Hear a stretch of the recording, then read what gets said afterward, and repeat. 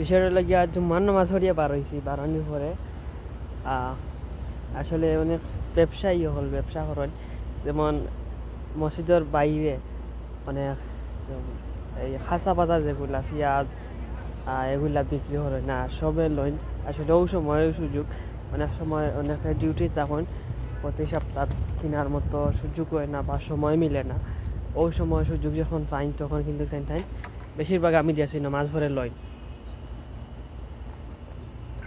আমি আছি এখন নিম গাছর নিচে, খুব সুন্দর একটা পরিবেশ, খুব মজার বাতাস লাগে নিম গাছের নিচে ওদের আনি, খুব মজার একটা বাতাস লাগে, খুব ভালো লাগে নিম গাছের নিচে জুম্মার নামাজ পড়ছি। আর একটা জিনিস হলো গিয়া প্রবাস হয় অবসরে শুক্রবার কেমনি আয় নিজেও কইতে পারতাম না, সপ্তাহ কিলিয়া ঘুরিয়া যেন শুক্রবার আইয় বুঝা। ও গতকালকে জুম্মার নামাজ পড়ছি আবার শুক্রবার আইছে, মানে সময়টা কিভাবে যায় তা বোঝা যায় না প্রবাস আসার পরে, বুঝছেন নি।